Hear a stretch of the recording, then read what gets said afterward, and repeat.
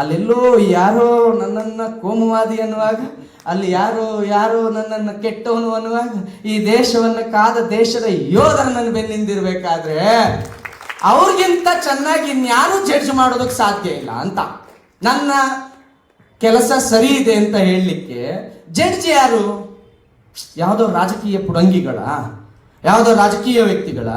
ಈ ದೇಶಕ್ಕಾಗಿ ತನ್ನನ್ನೇ ತಾನು ಬಲಿದಾನಕ್ಕಾಗಿ ಸಿದ್ಧಪಡಿಸಿಕೊಂಡು ಅನೇಕ ಪದಕಗಳನ್ನು ಎದೆಗಾಕಿಕೊಂಡ ಯೋಧನೊಬ್ಬ ನಿಂತ್ಕೊಂಡು ಪುನೀತ್ ಕೆರೆಯಲ್ಲಿ ನೀನು ಮಾಡ್ತಾ ಇರೋದು ಸರಿ ಇದೆ ಅಂತ ಹೇಳುವಾಗ ನಿನ್ನ ಯಾವ ಬಹುಮಾನ ಬೇಕು? ಉಜ್ವಲ ಇತಿಹಾಸ ಎಮ್ಮದು ಭಾರತ ನಾಡಿನ ಸ್ಫೂರ್ತಿಯದು.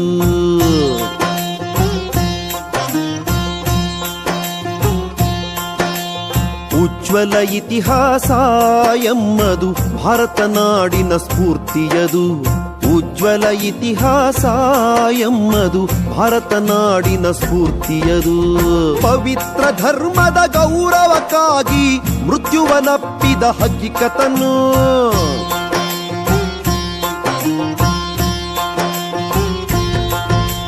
ಪವಿತ್ರ ಧರ್ಮದ ಗೌರವಕ್ಕಾಗಿ ಮೃತ್ಯುವನಪ್ಪಿದ ಹಕ್ಕಿಕತನು. ಗುರು ಗೋವಿಂದನ ವೀರ ಸುಪುತ್ರರು ತೆತ್ತರು ಅಸುವನು ಹರುಷದಲ್ಲಿ. ಗುರು ಗೋವಿಂದನ ವೀರ ಸುಪುತ್ರರು ತೆತ್ತರು ಅಸುವನು ಹರುಷದಲ್ಲಿ. ಧೈರ್ಯದಿ ಗೋಡೆಯ ಮಧ್ಯದಲ್ಲಿ ಉಜ್ವಲ ಇತಿಹಾಸ ಎಮ್ಮದು ಭಾರತ ನಾಡಿನ ಸ್ಫೂರ್ತಿಯದು. ಉಜ್ವಲ ಇತಿಹಾಸ ಎಮ್ಮದು ಭಾರತ ನಾಡಿನ ಸ್ಫೂರ್ತಿಯದು. ನಾಡಿನ ಗೌರವ ರಕ್ಷಣೆಗಾಗಿ ಸಹಿಸಿದ ರಾಣನು ಕಷ್ಟವನು.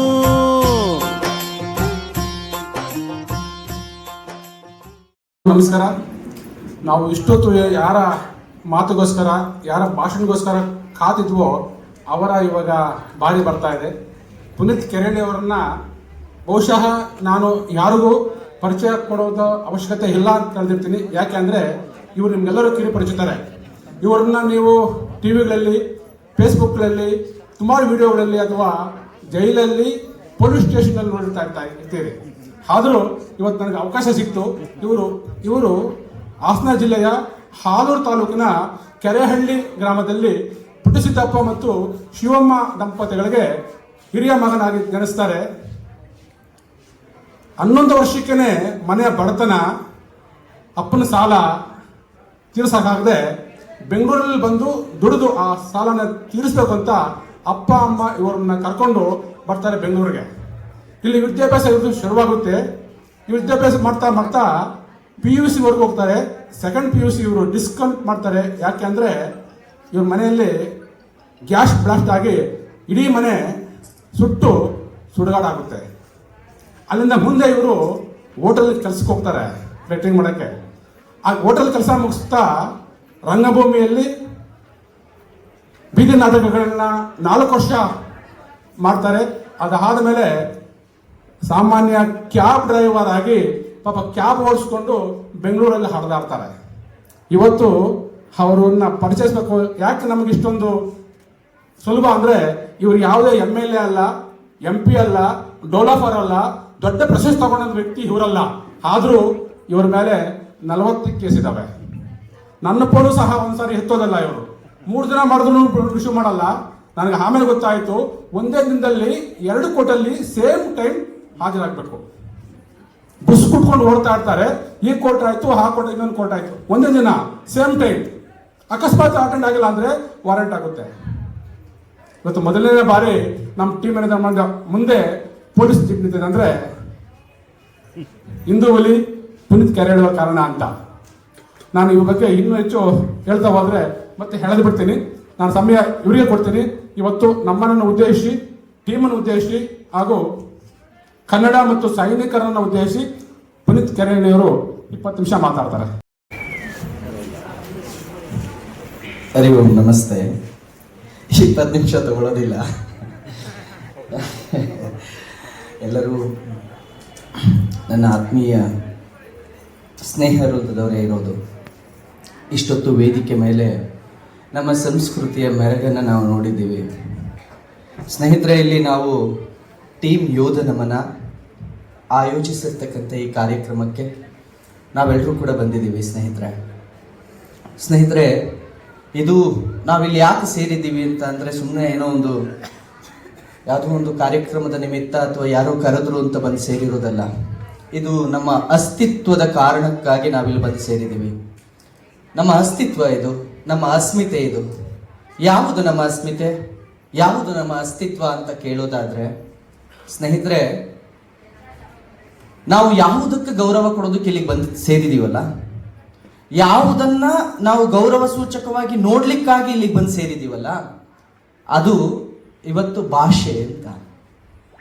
ಕನ್ನಡಕ್ಕಾಗಿ ಗೌರವ ಸಲ್ಲಿಸಲಿಕ್ಕೆ, ಆ ಕನ್ನಡದ ಮೆರಗನ್ನ ನಾವೆಲ್ಲರೂ ನೋಡಿ ವಿಜೃಂಭಿಸ್ಲಿಕ್ಕೆ, ಅದರ ಅಸ್ತಿತ್ವದ ಉಳಿವಿಗಾಗಿ ಇವತ್ತು ನಾವಿಲ್ಲಿಗೆ ಬಂದು ಸೇರಿದ್ದೀವಿ. ಹೌದಲ್ವಾ? ಎಂತಹ ಕನ್ನಡ ಅದು ಸ್ನೇಹಿತರೆ, ಎಂತಹ ಕನ್ನಡ ಅದು ಅಂತ ಅಂದ್ರೆ ಸವಿಗನ್ನಡ. ಸರ್ವರೂ ಮಾತಾಡಬಹುದಾದಂತಹ, ಸರ್ವರೂ ಸುಲಲಿತವಾಗಿ, ಸರ್ವರೆದುರು ಸುಂದರವಾಗಿ, ಎಲ್ಲರೊಡನೆ ಒಳ ಹೊಕ್ಕು ಮಾತಾಡಬಹುದಾದಂತಹ ಸವಿಗನ್ನಡ, ಸಿರಿಗನ್ನಡ ಅದು.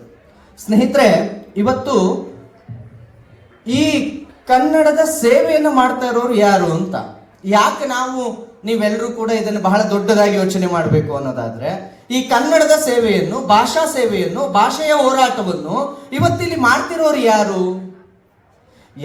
ತಾಯಿ ಭಾರತಿಯನ್ನ ತನ್ನ ತಾಯಿ ಅಂತ ತಿಳಿದು ತನ್ನ ರಕ್ತವನ್ನೇ ಸಮರ್ಪಿಸಿ ತಾಯಿ ಭಾರತಿಗಾಗಿ ಗಡಿಯನ್ನು ಕಾದಂತಹ ದೇಶದ ಯೋಧರು ಅನ್ನಿಸಿಕೊಂಡವರು. ನಾವು ಗಡಿಯಲ್ಲಿದ್ದರೆ ಯೋಧರು, ದೇಶದ ಸೈನಿಕರು, ನಿವೃತ್ತಿಯಾಗಿರೋದು ವೃತ್ತಿಗಷ್ಟೇ. ನಾವು ಇಲ್ಲಿ ನಾಡಿನ ಜನರ ನಡುವೆ ಬಂದಾಗಲೂ ಕೂಡ ಭಾಷೆಯ ಸೇವೆಯನ್ನು ಮಾಡ್ತೀವಿ, ನಾಡಿನ ಸೇವೆಯನ್ನು ಮಾಡ್ತೀವಿ ಅಂತ ಇಲ್ಲೂ ಬಂದು ತನ್ನ ಸೇವೆಯನ್ನು ಭಾಷೆಗಾಗಿ ಸಮರ್ಪಿಸಿರ್ತಕ್ಕಂಥ ಯೋಧರು, ತನ್ನ ಎದೆ ಮೇಲೆ 10 ಪದಕಗಳನ್ನು ಹಾಕಿಕೊಂಡಿರ್ತಕ್ಕಂಥ ಆ ಯೋಧರೆಲ್ಲರೂ ಸೇರಿ ಶಿಸ್ತು ಅಂದ್ರೆ ಏನು, ಸಂಯಮ ಅಂದ್ರೆ ಏನು, ತನ ಅಂದ್ರೆ ಏನು, ಅದರ ಉಳಿವಿಗಾಗಿ ನಾವೇನ್ ಮಾಡಬೇಕು ಅನ್ನೋದು ತಮ್ಮ ವೃತ್ತಿಯ ನಂತರವೂ ಕೂಡ ತಮ್ಮದೊಂದು ಚಿಕ್ಕ ಸೇವೆಯನ್ನ, ಇಡೀ ತಮ್ಮ ಯೋಧನಮನ ಅನ್ನೋ ತಂಡವನ್ನ ಕಟ್ಕೊಂಡು, ಆ ಉದ್ದೇಶವನ್ನ ಇಟ್ಕೊಂಡು ಇವತ್ತು ಕೂಡ ಸತತ 5 ವರ್ಷಗಳಿಂದ ಸಮಾಜದ ಸೇವೆಯನ್ನ ಮಾಡ್ತಾ ಒಬ್ಬ ದೇಶದ ಯುವಕ ಹೇಗೆ ಬದುಕಬೇಕು ಅನ್ನೋದನ್ನ ತೋರಿಸ್ತಾ ಇರ್ತಕ್ಕಂಥದ್ದು ಯೋಧನಮನ ತಂಡ. ಸ್ನೇಹಿತರೆ, ನನ್ನನ್ನು ಇಲ್ಲಿ ತಂದು ಕೂರಿಸಿದಾಗ, ಅತಿಥಿ ಅಂತ ಕರೆದಾಗ ನನ್ನ ಜೊತೆ ಕುಳಿತುಕೊಂಡಿದ್ದ ಆ ಕಡೆ ಈ ಕಡೆ ಕುಳಿತುಕೊಂಡಿದ್ದವರು ರಾಷ್ಟ್ರಪತಿ ಪದಕದಿಂದ ಹಿಡಿದು ಅತ್ಯಂತ ದೊಡ್ಡ ಸೈನ್ಯದ ಸೇವೆಯನ್ನು ಸಲ್ಲಿಸಿದ ಕಾರಣಕ್ಕಾಗಿ ಸಿಗುವ, ದೇಶ ಸೇವೆಗೆ ಸಿಗುವಂತಹ ಪದಕಗಳನ್ನು ಇಟ್ಟಿಕೊಂಡವರು. ಅಂತಹ ದೊಡ್ಡ ವ್ಯಕ್ತಿಗಳ ಜೊತೆ ನಾನು ಹೇಗೆ ಎಳೆದು ಕುಳಿತುಕೊಳ್ಳೋದಕ್ಕೆ ಸಾಧ್ಯ? ಆದ್ರೆ ನನ್ನ ಮನಸ್ಸಿನೊಳಗೊಂದಿತ್ತು, ಅವರೆಲ್ಲರ ಮಗು ನಾನು ಅಂತ. ಅಂದ್ರೆ ಯೋಧನಮನ ಟೀಮ್ ಪುನೀತ್ ಕೆರೆಯಲ್ಲೇ ಯಾವಾಗ್ಲೂ ಕೂಡ ತನ್ನ ಮಗುವಿನಂತೆ ಸಾಕಿದೆ, ಆತನನ್ನು ಯಾವಾಗ್ಲೂ ಕೂಡ ಇಟ್ಕೊಂಡು ಆತನಿಗೆ ಸದಾ ಕಾಲ ಬೆಂಬಲವನ್ನು ಕೊಟ್ಟಿದೆ. ಹಾಗಾಗಿ ಒಬ್ಬ ತಂದೆಯ ಮಡಿಲಲ್ಲಿ ಕೂರುವ ಮಗುವಿನಂತೆ ನಾನಲ್ಲಿ ಕುಳಿತಿದ್ನೇ ಹೊರತು ಮತ್ತಾವುದೋ ಸಾಧನೆಯನ್ನು ಮಾಡಿದಕ್ಕಾಗಿ ಅಲ್ಲಿ ಕುಳಿತಿರ್ಲಿಲ್ಲ. ಸ್ನೇಹಿತರೆ, ನಾವು ಯಾವ ಒಂದು ಉದ್ದೇಶವನ್ನು ಇಟ್ಕೊಂಡು ಇವತ್ತಿನ ಈ ಕಾರ್ಯಕ್ರಮವನ್ನು ಮಾಡಿದ್ರಲ್ಲ, ಆ ಉದ್ದೇಶವನ್ನ ಟೀಮ್ ಯೋಧನವನ್ನ ಈಗಾಗಲೇ ರುಜುವಾತು ಪಡಿಸಿದೆ ಅಂತ. ಭಾಷೆಯನ್ನ ಉಳಿಸುವುದಕ್ಕೆ, ಸಂಸ್ಕೃತಿಯನ್ನ ಉಳಿಸಿಕೊಳ್ಳೋದಕ್ಕೆ ತನ್ನ ಎಲ್ಲಾ ರೀತಿಯಲ್ಲೂ ಅದು ಪುಟಿದು ಕೆಲಸವನ್ನ ಮಾಡ್ಕೊಂಡು ಬಂದಿದೆ. ಸ್ನೇಹಿತರೆ, ಸಗಣಿ ಅಂತ ತುಂಬಾ ಜನ ಸಗಣಿಯನ್ನು ತುಳಿದು ಹೊರಗಡೆ ಬಂದಾಗ ಕಾಲು ತುಳಿಯೋದುಂಟು. ಆದ್ರೆ ಅಂತಹ ಸಗಣಿಯಂತಹ ಒಬ್ಬ ಪುನೀತ್ ಕೆರೆಹಳ್ಳಿಯನ್ನು ಕೂಡ ತಟ್ಟಿ ಬೆರಣೀಯ ಮಾಡಿ, ಅದನ್ನು ಸುಟ್ಟು ವಿಭೂತಿ ಮಾಡಿ, ಅದನ್ನು ಗಟ್ಟಿಸಿ, ಅದನ್ನು ವಿಭೂತಿಯನ್ನಾಗಿ ಮಾಡಿ ತನ್ನ ನತ್ತಿ ಮೇಲೆ ಇಟ್ಕೊಂಡು ಇವತ್ತು ಅಂತ ಸಾಮಾನ್ಯ ಚಾಲಕನಾಗಿದ್ದಂತ ಪುನೀತ್ ಕೆರೆಹಳ್ಳಿಯನ್ನು ವೇದಿಕೆ ಮೇಲೆ ತಂದಿಟ್ಕೊಂಡು ಸಂಸ್ಕೃತಿಯ ರಕ್ಷಣೆ ಮಾಡೋರ ಜೊತೆ ನಾವಿದೀವಿ ಅಂತ ಯೋಧನಮನ ಟೀಮ್ ಹೇಳ್ತಲ್ಲ. ಆ ಕಾರಣಕ್ಕಾಗಿ ಯೋಧನಮನ ಇವತ್ತು ರಾಷ್ಟ್ರದ ಮೂಲೆಗೂ ಒಪ್ಪಬೇಕಾಗಿದೆ. ಯೋಧನಮನ ತಂಡ ಬೆಳಿಬೇಕಾಗಿದೆ. ನಾವೆಲ್ಲರೂ ಆ ತಂಡದ ಜೊತೆ ಇರಬೇಕಾಗಿದೆ. ನಾನು ಅವ್ರು ಹೇಳಿದಂತೆ 20 ನಿಮಿಷ ಅಂತೂ ಮಾತಾಡೋದಿಲ್ಲ. ಯಾಕೆ ಅಂತ ಅಂದ್ರೆ ನಮ್ಮೆಲ್ಲರ ಹೊಟ್ಟೆ ಈಗಾಗಲೇ ಹಸಿತಾ ಇದೆ, ನನ್ನದ್ದು ಸೇರಿದಂತೆ. ನಿಮಗೆಲ್ಲೋ ಹೇಗೋ ನಂಗೆ ಗೊತ್ತಿಲ್ಲ. ಸ್ನೇಹಿತರೆ, ಇವತ್ತು ಭಾರತದ ಸಂಸ್ಕೃತಿ ಉಳಿಬೇಕಾಗಿದೆ, ಭಾರತದ ಸಂಸ್ಕಾರ ಉಳಿಬೇಕಾಗಿದೆ, ನಾಡಿನ ಸಂಸ್ಕೃತಿ ಸಂಸ್ಕಾರಗಳು ಉಳಿಬೇಕಾಗಿದೆ. ಅದಕ್ಕೆ ನಿಮ್ಮ ಕೊಡುಗೆ ಈ ಯೋಧನಮನ ತಂಡದ ರೀತಿಯಲ್ಲಿ ಮಾಡಬೇಕಾಗಿದೆ. ಅವರಿಗೆ ನಿವೃತ್ತಿಯೇ ಇಲ್ಲ. ನಾವೆಲ್ಲರೂ ಯಾವುದೋ ಒಂದು ಕಾರ್ಯಕ್ರಮ ಮಾಡಿ ಅದರಲ್ಲಿ ಭಾಗವಹಿಸಿದ್ರೆ ನಮ್ಮ ಕೆಲಸ ಮುಗೀತು ಅಂತ ಹೇಳಿ ಮನೆಗೆ ಹೋಗ್ತೀವಿ. ಆದ್ರೆ ಅವರು ಸತತ ದೇಶದ ಸೇವೆಯನ್ನು ಮಾಡಿದ ನಂತರವೂ ಧರ್ಮದ ಸೇವೆಯನ್ನ, ರಾಷ್ಟ್ರದ ಸೇವೆಯನ್ನ, ಭಾಷೆಯ ಸೇವೆಯನ್ನ ಮಾಡ್ತಾ ಇದ್ದಾರೆ ಅಂತ ಅಂದ್ರೆ ನಾವು ಯುವಕರು ನಮ್ಮ ಮನಸ್ಸಿನಲ್ಲಿ ಕಿಂಚಿತ್ತಾದ್ರೂ ಕೂಡ ನಮ್ಮ ಆತ್ಮಾವಲೋಕವನ್ನು ಮಾಡಿಕೊಂಡ್ರೆ ನಾವು ಯಾವ ರೀತಿ ಸೇವೆಯನ್ನು ಮಾಡಬೇಕು, ನಮ್ಮ ಮಕ್ಕಳನ್ನ ಕನಿಷ್ಠ ಭಾಷಾ ಸೇವೆಗೆ, ದೇಶ ಸೇವೆಗೆ, ಸಂಸ್ಕೃತಿ ರಕ್ಷಣೆಗೆ ನಾವು ಕಳಿಸ್ಬೇಕು ಅನ್ನೋದನ್ನ ನಾವೆಲ್ಲರೂ ಕೂಡ ಮನಗಂಡ್ಕೋಬೇಕು.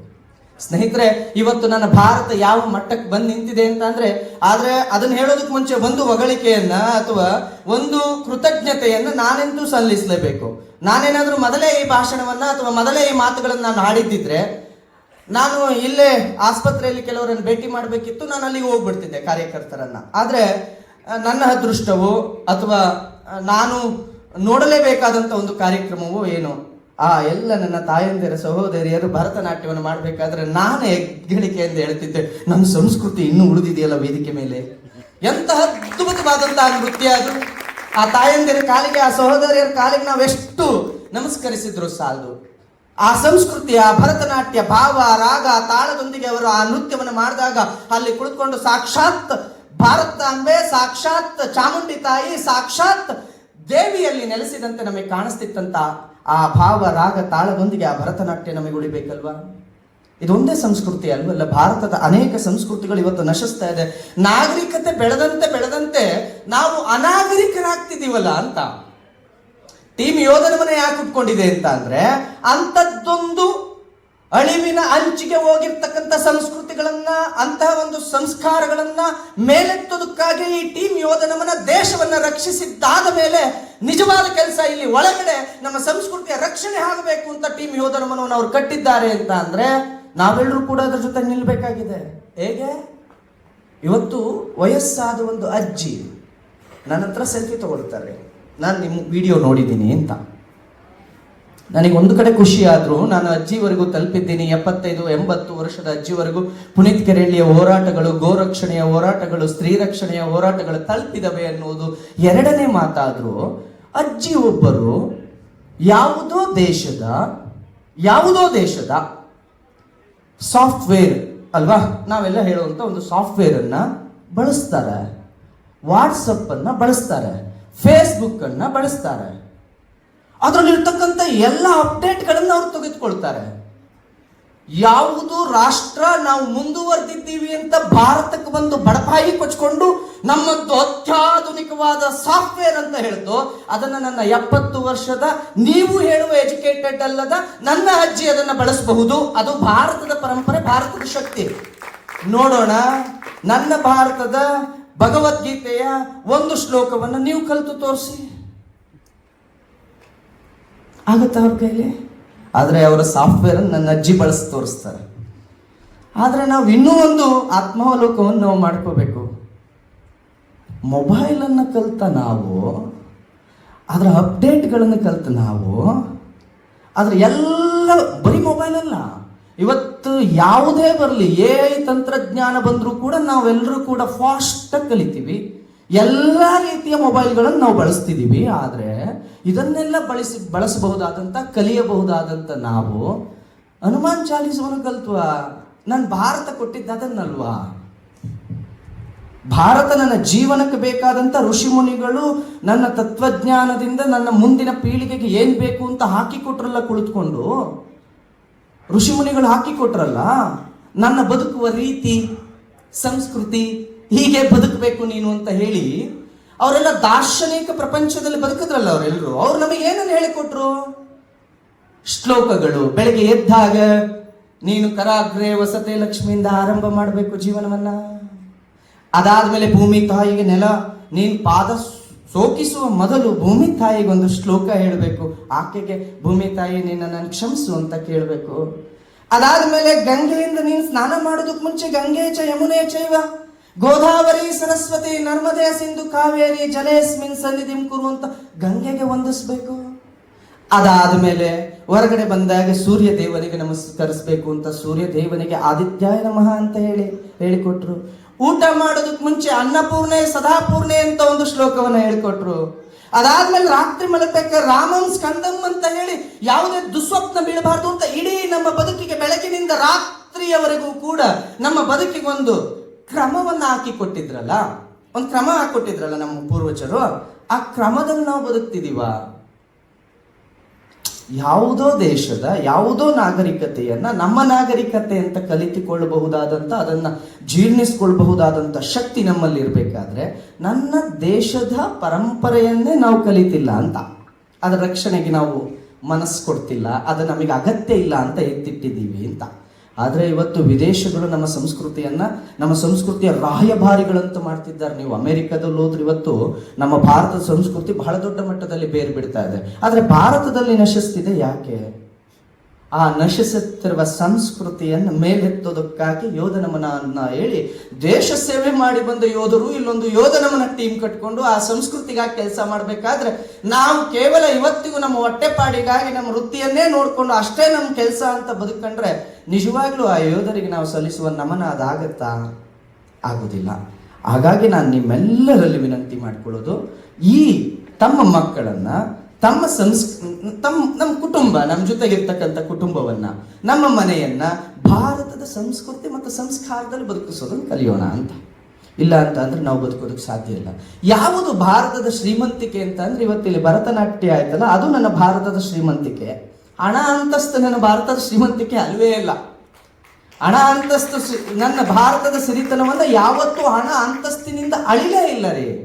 ಇವತ್ತು ನಾವು 5 ಟ್ರಿಲಿಯನ್ 10 ಟ್ರಿಲಿಯನ್ ಬಿಲಿಯನ್ ಅಂತ ಏನೇನು ನಾವು ಅಳಿತೀವಿ, ಆ ಹಣದ ಆಧಾರದಲ್ಲಿ ನನ್ನ ಭಾರತವನ್ನು ಯಾವತ್ತೂ ಅಳಿಲಿಲ್ಲ. ಅದನ್ನು ಅಳೆದಿದ್ದು ಸಂಸ್ಕೃತಿಯ ಆಧಾರದಲ್ಲಿ, ಸಂಸ್ಕಾರದ ಆಧಾರದಲ್ಲಿ. ಇದು ನನ್ನ ಭಾರತದ ಶ್ರೀಮಂತಿಕೆ, ಇದು ನನ್ನ ಭಾರತದ ಶ್ರೀಮಂತಿಕೆ. ಆ ಶ್ರೀಮಂತಿಕೆಯನ್ನು ಉಳಿಸಿಕೊಳ್ಳುವ ಕೆಲಸವನ್ನು ನಾವು ನೀವೆಲ್ಲರೂ ಮಾಡ್ತಾ, ನಾನು ನಡೆದರೆ ಭಾರತ ನಡೆದಂತಿರಬೇಕು, ನಾನು ಹೆಜ್ಜೆ ಇಟ್ಟರೆ ಭಾರತಾಂಬೆ ಹೆಜ್ಜೆ ಇಟ್ಟಂತಿರಬೇಕು, ನಾನು ನುಡಿದರೆ ಭಾರತಾಂಬೆ ನುಡಿದಂತಿರಬೇಕು ಅಂತ ಹೇಳಿ ನಾವೆಲ್ಲರೂ ಕೂಡ ಸಂಕಲ್ಪ ಮಾಡಿಕೊಂಡು ಇವತ್ತು ಈ ಯೋಧನಮನ ಟೀಮ್, ಈ ಯೋಧರು ಆಚರಿಸ್ತಕ್ಕಂಥ ಈ ಒಂದು ಕಾರ್ಯಕ್ರಮಕ್ಕೆ ನಮ್ಮನ್ನ ಕರೆದು, ನನ್ನಂತ ಒಬ್ಬ ಸಾಮಾನ್ಯ ವ್ಯಕ್ತಿ, ಅತ್ಯಂತ ಸಾಮಾನ್ಯ ವ್ಯಕ್ತಿ, ಟೀಮ್ ಯೋಧನಮನ ನಿಜಕ್ಕೂ ನನ್ನ ತಂದೆ ನನಗೆ ಎಷ್ಟು ಸಲ ಕರೆ ಮಾಡ್ತಾರೋ ಗೊತ್ತಿಲ್ಲ. ಈರಣ್ಣ ಉದೋಶಿಯವರಿತ್ತು, ವಾರಕ್ಕೊಂದೆರಡು ಕಾಲಾರು ಇರ್ತಾರೆ, ಹೇಗಿದ್ದೀರಿ ಪುನೀತ್ ಅಂತ.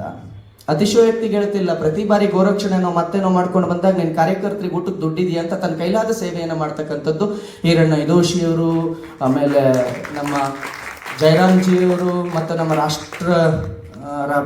ರಾಷ್ಟ್ರಪತಿ ಪದಕ ವಿಜೇತರಾದಂಥ ನಮ್ಮ ರವೀಂದ್ರಜಿಯವರು, ಅನೇಕರು.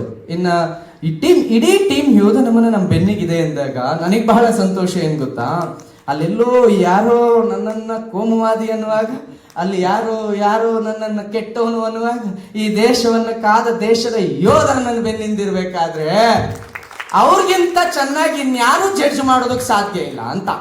ನನ್ನ ಕೆಲಸ ಸರಿ ಇದೆ ಅಂತ ಹೇಳಲಿಕ್ಕೆ ಜಡ್ಜ್ ಯಾರು?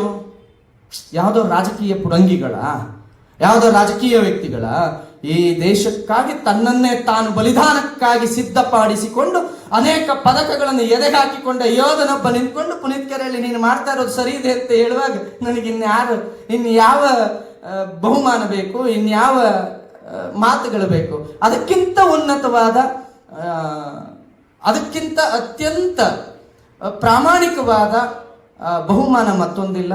ಅದೇ ನನಗೆ ಹೆಚ್ಚು. ಹಾಗಾಗಿ ನಾನು ಟೀಮ್ ಯೋಧನಮದ ಸದಾ ಒಂದು ಸಣ್ಣ ಕೂಸಾಗಿ ಇಂಥದ್ದೊಂದು ಕಾರ್ಯಕ್ರಮಕ್ಕೆ ನನ್ನನ್ನು ಕೂಡ ಅತಿಥಿಯಾಗಿ ಕರೆಸಿದ್ದೀರಿ. ನಿಮ್ಮೆಲ್ಲರಿಗೂ ನಾನು ಹೃತ್ಪೂರ್ವಕವಾದ ಧನ್ಯವಾದಗಳನ್ನು ತಿಳಿಸ್ತಾ, ಸ್ನೇಹಿತರೆ, ನಾವು ನಮ್ಮ ಆತ್ಮಾವಲೋಕನ ಮಾಡಿಕೊಳ್ಳೇಬೇಕು. ಸಂಸ್ಕೃತಿ ಸಂಸ್ಕಾರ ರಕ್ಷಣೆ ಆಗಲಿಲ್ಲ ಅಂತಂದ್ರೆ ಖಂಡಿತವಾಗಿಯೂ ನಾವು ಬದುಕಿದ್ದು ಸತ್ತಂತೆ. ನಾವು ನೀವೆಲ್ಲರೂ ಕೂಡ ಗೋರಕ್ಷಣೆ ಅಂತ ಅಂದ್ರೆ ದಯವಿಟ್ಟು ರಕ್ಷಣಾ ಪದೆಯನ್ನ, ಪುನೀತ್ ಕೆರೆಯಲ್ಲಿ ಗೋರಕ್ಷಕರು ಅಂತ ಯಾರಾದ್ರೂ ಕರೆದ್ರೆ ದಯವಿಟ್ಟು ಆ ರಕ್ಷಣಾ ಪದೆಯನ್ನ ತೆಗೀರಿ. ಯಾಕೆಂದ್ರೆ ಗೋ ಸೇವಕರು ನಾವು. ಮನುಕುಲದ ಉದ್ಧಾರವನ್ನು ಮಾಡ್ತಿರೋದು ಗೋವಿನಿಂದ ನಾವು. ಗೋವು ನಮ್ಮನ್ನು ರಕ್ಷಣೆ ಮಾಡ್ತಾ ಇದೆ, ನಾವು ಕೇವಲ ಗೋವಿನ ಸೇವೆಯನ್ನು ಮಾಡ್ತಾ ಇದ್ದೀವಿ. ಗೋವಿಲ್ಲ ಅಂತಂದ್ರೆ ನಾವು ಯಾರೂ ಇಲ್ಲ. ಗೋವಿನಿಂದ ಅನ್ನಭಾಗ್ಯ ಸಿದ್ದರಾಮಯ್ಯನವರೇ, ಗೋವಿನಿಂದ ಹಾಲಿನ ಭಾಗ್ಯ, ಗೋವಿನಿಂದ ಸಕಲ ಸೌಭಾಗ್ಯ. ಹಾಗಾಗಿ ಗೋವನ್ನು ನಾವು ಎಲ್ಲರೂ ಕೂಡ ಸೇವೆ ಮಾಡೋಣ ಅಂತ ಹೇಳ್ತಾ, ನನಗೆ ಮಾತಾಡ್ಲಿಕ್ಕೆ ಇಂತಹ ಒಂದು ಅತ್ಯದ್ಭುತವಾದ ವೇದಿಕೆ ಮೇಲೆ ಯೋಧರೆಲ್ಲರೂ ಸೇರಿ ನನಗೆ ಮಾತಾಡ್ಲಿಕ್ಕೆ ಒಂದೆರಡು ಅವಕಾಶ ಮಾಡಿಕೊಟ್ಟಿದ್ದಕ್ಕೆ ಇಡೀ ಟೀಮ್ ಯೋಧನಮನಕ್ಕೆ ನಾನು ಹೃತ್ಪೂರ್ವಕವಾದ ಧನ್ಯವಾದ ತಿಳಿಸ್ತಾ ನನ್ನ ಮಾತುಗಳಿಗೆ ನಾನು ವಿರಾಮವನ್ನು ಕೊಡ್ತೀನಿ. ಸಣ್ಣದಾದ 150 ವರ್ಷಗಳು ಪೂರೈಸಿದ ಒಂದೇ ಮಾತರಂ ಘೋಷಣೆಯನ್ನು ನಾವೆಲ್ಲರೂ ಕೂಡ ಘೋಷಣೆಯನ್ನು ಕೂಗ್ತಾ ನನ್ನ ಮಾತುಗಳಿಗೆ ವಿರಾಮವನ್ನು ಕೊಡ್ತೇನೆ. ಭಾರತ್ ಮಾತಾ ಕಿ ಬೋಲೋ ಭಾರತ್ ಮಾತಾ ಕಿ ವಂದೇ